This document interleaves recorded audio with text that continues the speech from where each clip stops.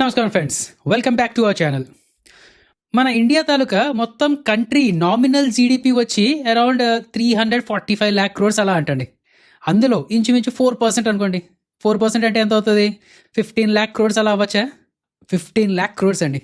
అలాంటి ఒక అన్బిలీవబుల్ ఊహించని అమౌంట్ని, అంటే ప్యూర్గా 15,15,000 crores ఇంత అమౌంట్ని కేవలం ఒక సింగిల్ జ్యువెలరీ పేరెంట్ కంపెనీ 5 yearsలో తన సేల్స్ టర్న్ ఓవర్గా రిపోర్ట్ చేసింది బుక్స్లో. అంటే 5 yearsలో ఇంత సేల్స్ చేసేసిందంట. అండ్ ట్విస్ట్ ఏంటో చెప్పమంటారా? ఈ మొత్తం రెవెన్యూ కేవలం బోగస్ లేదా ఒక ఆర్టిఫిషియల్ టర్న్ ఓవర్ అని సెబీ ప్రైమ్ ఆఫీసీ స్ట్రాంగ్గా సస్పెక్ట్ చేస్తుంది. ఒక 120 pages తాలూకా ఇంటర్మ్ రిపోర్ట్ కూడా సబ్మిట్ చేసిందండి. కోర్స్ ఇంకా ఈ ఇష్యూలో కంప్లీట్ ఫైనల్ వర్డిక్ట్ కానీ లేదా లీగల్ జడ్జ్మెంట్ కానీ ఏమీ రాలేదు. బట్ ఇప్పటి వరకు బయటకు వచ్చిన పబ్లిక్ రికార్డ్స్ తాలూకా వెరిఫికేషన్ ఇన్ఫర్మేషన్ తోటి అసలు ఇది నిజంగా ఒక కార్పొరేట్ డిస్ప్యూటా, ఎవరో కావాలని ఇన్ఫ్లేట్ చేసిందా, లేక లీగల్ రూల్స్లో ఉన్న లూప్ హోల్స్ యూజ్ చేసిన ఒక ఇంటెలిజెంట్ అకౌంటింగ్ వర్కా అనేది ఈ రోజు వీడియోలో మాట్లాడుకుందామండి. ప్రాపర్గా డిస్కస్ చేసుకుందాం. అండ్ అదే కాకుండా రేపు పొద్దున్న మనం ప్రాపర్ కంపెనీస్లోనే ఇన్వెస్ట్ చేస్తున్నామా లేదా, వాళ్ళు ఇచ్చే రిపోర్టింగ్ ప్రాపర్గానే ఉంటుందా లేదా అనేది ఎలా చెక్ చేసుకోవాలి, మన డబ్బులు ఎలా కాపాడుకోవాలి అనేది కూడా మాట్లాడుకుందామండి. ఓకే కదా. అందరికీ నమస్కారం అండి. రూపాయి ఎడ్యుకేషనల్ తెలుగు యూట్యూబ్ ఛానల్కి స్వాగతం, సుస్వాగతం. ఇలా ఎడ్యుకేషనల్ కంటెంట్ అంటే థియరిటికల్గా చెప్తూ ఉంటాం, నాలెడ్జ్ వీడియోస్ ఇస్తూ ఉంటాం, అండ్ ప్రాక్టికల్గా స్టాక్ మార్కెట్లో జరిగే విషయాలు కూడా కవర్ చేసుకుంటూ ఉంటాం. కాబట్టి మీ నాలెడ్జ్కి, మీ అనాలిసిస్కి ఒక మంచి ఛానల్ అవ్వండి. సో మన ఛానల్ని సబ్స్క్రైబ్ చేసుకొని నోటిఫికేషన్ ఆన్లో పెట్టుకొని లైక్ అని షేర్ అని చేస్తుండండి. ప్లీజ్ మీ ఫ్రెండ్స్తో షేర్ చేసి వాళ్ళు కూడా సబ్స్క్రైబ్ చేసుకొని చెప్పండి. నా మీకు స్టార్టింగ్గా చెప్తున్నానండి. ఫైనాన్షియల్ స్టేట్మెంట్స్లో ఒక 3 రకాలు ఉంటాయి. ఒకటి ఇన్కమ్ స్టేట్మెంట్. చూడండి, ఇక్కడ క్వార్టర్లీ రిజల్ట్స్ ఉన్నాయి కదా, సేల్స్ అని, ఎక్స్పెన్సెస్ అని, కింద చూస్తే ప్రాఫిట్స్ అని ఉన్నది కదా. సో ఇది ఒక ఇన్కమ్ స్టేట్మెంట్. ఓకే కదా. అలా కిందకి వెళ్తే దీని తాలూకా అసెట్స్ ఎంత ఉన్నాయి, లయబిలిటీస్ ఎంత ఉన్నాయి. అంటే అసెట్స్ అంటే దీని దగ్గర ఉన్న డబ్బులు లేదంటే దీనికి రావాల్సిన డబ్బులు, అవి ఎంత ఉన్నాయి. లయబిలిటీస్ అంటే ఇది అప్పుగా ఉన్న డబ్బులు లేదంటే ఇది వేరే వాళ్ళకి ఇవ్వాల్సిన డబ్బులు ఏవైతే ఉన్నాయో అవి లయబిలిటీస్ అవుతాయండి. Assets minus liabilities is equals to equity. ఇవన్నీ ఫాస్ట్గా చెప్పేస్తున్నా సరే, తర్వాత మాట్లాడుకుందాం అండి, ఇన్డెప్త్గా మాట్లాడుకుందాం. అదే మీకు ఏ పాయింట్ అర్థం కాలేదనేది కింద కామెంట్స్ పెడితే దాని మీద ఒక సపరేట్ వీడియో చేసుకుందాం. So profit and loss statement or income statement గురించి చూస్తూ ఉండాలి, బ్యాలెన్స్ షీట్ని అబ్జర్వ్ చేస్తూ ఉండాలి, అండ్ ఫైనల్గా క్యాష్ ఫ్లోస్ అండి. ఇది actual. Earnings are just an opinion, but cash flow is an absolute fact అంటారు. అంటే ఫర్ సపోజ్ నేను బిర్యానీలు అమ్ముకుంటున్నాను అండి. ఒక 200 రూపాయలకు బిర్యానీ మీకు అమ్మేశాను. ఓకే కదా. సో నా రెవెన్యూ ఎంత? 200 రూపీస్. నాకు దాని మీద పడిన ఎక్స్పెన్సెస్ 100 రూపీస్ అనుకోండి. సో నా ప్రాఫిట్స్ ఎంత? 100 రూపీస్. ఇక్కడ ఈ ఇన్కమ్ స్టేట్మెంట్లో సేల్స్ 200 రూపీస్ అని వస్తుంది, ఎక్స్పెన్సెస్ 100 రూపీస్ అని వస్తుంది, ప్రాఫిట్ 100 రూపీస్ అని వస్తుంది.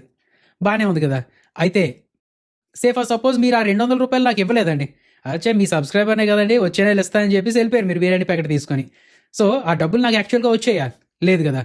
డబ్బులు నా దగ్గరికి రాకపోయినా సరే ఇక్కడ అదే చూపిస్తాను. ఏమని? సేల్స్ 200 రూపీస్ అయింది, ఎక్స్పెన్సెస్ 100 రూపీస్ మాత్రమే, సో ప్రాఫిట్ 100 రూపీస్ అని చూపిస్తానండి. ఫైనాన్షియల్ స్టేట్మెంట్ క్లోజింగ్లో కూడా అదే చూపిస్తాను, నా దగ్గర డబ్బులు రాకపోయినా సరే. అక్యూరల్ మెథడ్ ఆఫ్ అకౌంటింగ్ అంటారు దాన్ని. సో మీరు యాజ్ అన్ ఇన్వెస్టర్గా నిజంగా నా దగ్గర అంత డబ్బులు వచ్చేయలేదు ఎలా తెలుసుకోవాలి? క్యాష్ ఫ్లోస్లోకి వెళ్ళి తెలుసుకోవాలి. Cash flow from operating activity అని ఉంటుంది. అంటే నేను మీకు బిర్యానీ అమ్మగా 200 రూపాయలు నాకు వచ్చాయి కదా, అది ప్రాపర్గా వచ్చిందా లేదా ఎంత అనేది ఇక్కడ ఉంటుందండి. సో క్యాష్ ఫ్లో స్టేట్మెంట్, అందులోనూ cash flow from operating activity ఎంత అనేది చూస్తూ ఉండాలి. అదేదా లేదా? నా ఈ రాజేష్ ఎక్స్పోర్ట్స్లో ఒక 3 allegations ఉన్నాయి. బట్ అందులో ఫస్ట్ ఒక దాని గురించి ఈ వీడియోలో మాట్లాడుకుందామండి.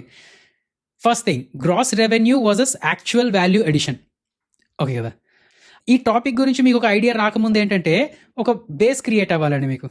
అంటే రాజేష్ ఎక్స్పోర్ట్స్ అనేది ఒక సింగిల్ కంపెనీ కాదు. కంపెనీస్ ఏంటంటే కింద ఇంకొన్ని కంపెనీస్ని కొనుక్కుంటూ ఉంటాయండి, వాటిని సబ్సిడరీస్ అంటారనమాట. ఓకే కదా. ఈ రాజేష్ ఎక్స్పోర్ట్స్ ఏంటంటే బయట కంట్రీస్లో కొన్ని కంపెనీస్ని కొనుక్కున్నారు వీళ్ళు, వాటిల్నే సబ్సిడరీస్ అంటారండి. నా అలాంటి సబ్సిడరీస్లో 50% కన్నా ఎక్కువ వాటా ఈ రాజేష్ ఎక్స్పోర్ట్స్కి ఉంటే ఆ కంపెనీస్ తాలూకా రెవెన్యూస్ అని, అసెట్స్ అని, ప్రాఫిట్స్ అని ఇలా అన్నీ అంత స్టేక్ తగ్గట్టుగా ఈ రాజేష్ ఎక్స్పోర్ట్స్ తాలూకా బుక్స్లో కూడా వస్తూ ఉంటాయండి. అండ్ వాటిని కన్సాలిడేటెడ్ స్టేట్మెంట్స్ అని అంటారు. ఏంటి ఇక్కడ ప్రాఫిట్ అండ్ లాస్ స్టేట్మెంట్ చూస్తే చూడండి, ఇప్పుడు మనం చూస్తుంది స్టాండ్ అలోన్ స్టేట్మెంట్. అంటే రాజేష్ ఎక్స్పోర్ట్స్ ఆ ఒక్క కంపెనీలో ఎంత సేల్స్ అవుతున్నాయి అనేది చూపిస్తూ ఉంటారండి. ఆ సేల్స్ ఎంత? మార్చ్ 2025కి 7,000 crores. నౌ వ్యూ కన్సాలిడేటెడ్ అని క్లిక్ చేస్తే ఇక్కడ కన్సాలిడేటెడ్ స్టేట్మెంట్స్ వస్తాయి. అండ్ ఆ కన్సాలిడేటెడ్ రెవెన్యూ ఎంతో చూస్తారా? 4,23,000 crores అండి. అదేనా లేదా? ఇంకా మీకు ప్రాపర్గా అర్థం కావడానికి ఏంటంటే ఈ రాజేష్ ఎక్స్పోర్ట్స్ తాలూకా హోల్డింగ్ స్ట్రక్చర్ గురించి చూడండి. మన ఇండియాలో రాజేష్ ఎక్స్పోర్ట్స్ లిమిటెడ్ అనేది ఉన్నదండి. దీని కిందన సింగపూర్లో ఆర్ఈఎల్ సింగపూర్ పీటీఈ లిమిటెడ్ అనే ఒక సబ్సిడరీ కంపెనీ ఉన్నది. అదే కదా, ఈ సింగపూర్ కంపెనీ ఏం చేసింది, డైరెక్ట్గా స్విట్జర్లాండ్లో ఉన్న గ్లోబల్ గోల్డ్ రిఫైనరీస్ ఏజీ అని చెప్పి, అంటే జీజీఆర్ అనే ఒక కంపెనీని కంట్రోల్ చేస్తుంది. అంటే అందులో స్టేక్ తెచ్చుకుంది అనమాట. ఇంకా డీప్గా వెళ్తే ఈ GGR company European gold refineries అనే ఒక కంపెనీని కంట్రోల్ చేస్తూ ఉన్నదండి. అండ్ ఆ కంపెనీ గ్రౌండ్ లెవెల్లో ఉన్న ఫిజికల్ రిఫైనర్ ఇంజిన్ వాల్కాంబీ ఎస్ఏ అనే ఒక కంపెనీని 100% కంట్రోల్ చేస్తుంది. అదేవిధంగా సబ్సిడరీ అండ్ డిఫరెంట్ కంట్రీస్లో ఉన్నది కాబట్టి ఆ ఫైనాన్షియల్ స్టేట్మెంట్స్ ట్రాక్ చేయడం ఇలాంటివి కూడా కొంచెం కష్టం అనమాట. బట్ మీకు చెప్పొచ్చేది ఏంటంటే ఈ రాజేష్ ఎక్స్పోర్ట్స్ లిమిటెడ్ తాలూకా రెవెన్యూస్లో చాలా వరకు ఈ వాల్కాంబీ ఎస్ఏ నుంచే వస్తున్నాయండి. ఇంచుమించు 95 to 99% ఆఫ్ ద రెవెన్యూస్ అక్కడి నుంచే వస్తున్నాయి. అందుకనే మీకు అర్థమైంది కదా, చూడండి కన్సాలిడేటెడ్ చూసుకుంటే మార్చ్ క్వార్టర్కి 4,23,000 crores రెవెన్యూస్, బట్ స్టాండ్ అలోన్గా చూస్తే 7,000 crores మాత్రమే అండి. అంటే ఇంచుమించు 4 lakh crores ఎంతో ఆ వాల్కాంబీ ఎస్ఏ నుంచే వస్తుంది. సరే ఇందులో ప్రాబ్లం ఏంటండి అని అడగచ్చు మీరు. ప్రాబ్లం పెద్దగా లేదండి, బట్ ముందుకు వెళ్తే మీకు తెలుస్తూ ఉంటుంది. ఆ ప్రాబ్లం ఏంటనేది తెలియాలంటే మీకు కాన్సెప్ట్ తెలియాలండి. మళ్ళీ బేస్ ఏర్పాటు చేసుకుందాం. ఇలా కాన్సెప్ట్స్ అవన్నీ చెప్తున్నప్పుడు మీకు యూజ్ అవుతుందనే అనిపిస్తుందండి నాకు. కొంచెం ఇంట్రెస్టింగ్గా చూస్తూ ఉండండి. నాలెడ్జ్ పెంచుకోవడానికి మీరు ఇంట్రెస్ట్ చూపిస్తే మిగతాదంతా నేను చూసుకుంటాను. ఓకేదా? సరే, ఆ కాన్సెప్ట్ ఏంటంటే, ఫర్ సపోజ్ నాకు ఒక బంగారం కరిగించి వాటిని గోల్డ్ బార్స్లా తయారు చేసే ఒక చిన్న ఫర్మ్ ఉందనుకోండి. ఒక కస్టమర్ మీరే నా దగ్గరికి వచ్చి మీ దగ్గర ఉన్న 90,000 rupees వర్త్ రా గోల్డ్ని నాకు ఇచ్చి దీన్ని ప్యూర్ గోల్డ్లా మెల్ట్ చేసి ఒక బార్ రూపంలో తయారు చేసి నాకు ఇమ్మన్నారండి. నేను చేసి మీకు ఇచ్చేసాను. అయితే నేను చేసిన నా లేబర్ కాస్ట్గా మీ దగ్గర ఒక 2,000 rupees ప్రాసెసింగ్ ఫీజు తీసుకున్నానండి. ఇక్కడ నా రియల్ రెవెన్యూ ఎంత చెప్పండి? కేవలం 2,000 rupees మాత్రమే కదా. ఎందుకంటే ఆ 90,000 వర్త్ గోల్డ్ మీది, కస్టమర్ది, నాది కాదు. నేను జస్ట్ సర్వీస్ ప్రొవైడర్ మాత్రమే. అండ్ ఆ సర్వీస్ ఛార్జ్ 2,000 rupees కాబట్టి అది మాత్రమే నా రెవెన్యూ అండి. కానీ నేనేం చేస్తాను, ఈ 2,000 రూపీసే కాకుండా ఆ గోల్డ్ ప్రైస్ 90,000 కూడా యాడ్ చేసేసి మొత్తం మీద మీకు 92,000 రూపీస్ తాలూకు ఒక ప్రోడక్ట్ నేను ఇచ్చాను కాబట్టి అది మొత్తం నా రెవెన్యూ, అది మొత్తం నా బిజినెస్ టర్న్ ఓవర్లా చూపించుకుంటానండి. అప్పుడు ఒక ఇన్వెస్టర్ ఏమనుకుంటాడు, అబ్బో వీడికి బోల్డ్ బిజినెస్ అయిపోతుంది, 92,000, ఒక గంట పనికి 92,000 రూపాయలు వచ్చే వీళ్ళకి అనుకుంటారా కదా. దీనినే గ్రాస్ రెవెన్యూ ఇన్ఫ్లేషన్ అని అంటారు. మామూలుగా చూసుకుంటే 2,000 రూపీస్ మాత్రమే నా రెవెన్యూ, బట్ ఆ ప్రోడక్ట్ తాలూకా కాస్ట్ కూడా నా దాంట్లోనే యాడ్ చేసేసి 92,000 రూపీస్ నా రెవెన్యూ అని చూపించుకుంటానండి. Gross revenue inflation. రాజేష్ ఎక్స్పోర్ట్స్లో సెబీ పాయింట్అవుట్ చేసింది ఇదే. ఈ రాజేష్ ఎక్స్పోర్ట్స్ తాలూకా స్విస్ ప్లాంట్ వాల్కాంబీ అని చెప్పాం కదా, బయట ఏం చేస్తారంటే వాళ్ళు గోల్డ్ని మెల్ట్ చేసి క్లీన్ చేసి కస్టమర్కి ఇచ్చేస్తారు. ఇప్పుడు కస్టమర్ ఏం చేస్తారు, మైనింగ్లో గోల్డ్ని తవ్వుతారు. ఆ గోల్డ్ని ఈ వాల్కాంబీ వాళ్ళు తీసి ఆ గోల్డ్ని మెల్ట్ చేసి క్లీన్ చేసి మళ్ళీ కస్టమర్కి ఇచ్చేస్తారు అనమాట. సో దాంట్లో ప్రాసెసింగ్ ఫీజు మాత్రమే రెవెన్యూస్ కింద చూపించాలి ఆ వాల్కాంబీ వాళ్ళు. బట్ మొత్తం ఆ గోల్డ్ తాలూకా వాల్యూని కలిపేసి చూపిస్తున్నారు అనేది అలిగేషన్ అనమాట. అదేనా లేదా? ఆగండి, అయిపోలేదు, అప్పుడే అయిపోలేదు. యాక్చువల్ షాకింగ్ విషయం ఏంటో చెప్పనా? ఇందాక ఎగ్జాంపుల్ ప్రకారమే చెప్పాలంటే ఈ వాల్కాంబీ వాళ్ళు ఆ 2,000 రూపీసే మా రెవెన్యూ అని చూపిస్తున్నారండి. యాక్చువల్గా గ్రౌండ్ లెవెల్లో పనిచేస్తున్న కంపెనీ 2,000 రూపీసే వాళ్ళ రెవెన్యూస్లో చూపిస్తున్నారు. బట్ ఆ పేరెంట్ కంపెనీ ఏదైతే ఉన్నదో ఆ కంపెనీ, సరే ఆ ఫైనల్గా పేరెంట్ కంపెనీ రాజేష్ ఎక్స్పోర్ట్స్ ఏదైతే ఉన్నదో మా రెవెన్యూ 2,000 రూపీస్ కాదు, 92,000 రూపీస్ మా రెవెన్యూస్ అంటున్నారండి. అందుకనే అంతలాగా 4 లక్షల తాలూకా డిఫరెన్స్ వచ్చింది. సరే ప్రాపర్గా మాట్లాడితే వాల్కాంబీ ఎస్ఏ వాళ్ళు ఒక టైంలో ఒక 1 yearకో ఎంతో అనుకుందామండి, ఆ టైంలో 543 crores రెవెన్యూస్ వాళ్ళ స్టాండ్ అలోన్ బుక్స్లో చూపించారు. 543 crores వాళ్ళు చూపించారు కాబట్టి అందులో ఫుల్ 100% వాటా వీళ్ళకి ఉన్నా సరే, రాజేష్ ఎక్స్పోర్ట్స్కి ఉన్నా సరే, వీళ్ళు కూడా మహా అయితే 543 crores చూపించాలి.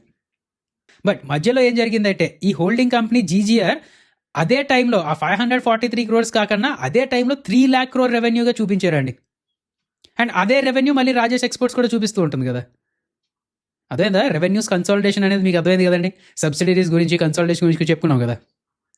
సో అలా చేసుకొనే ఆ FY 21 నుంచి 25 వరకు జరిగిన ఈ 15,15,000 crore రెవెన్యూ ఉన్నదో ఇది యాక్చువల్గా మీ రెవెన్యూ కాదు అని చెప్పి సెబీ అంటుందండి.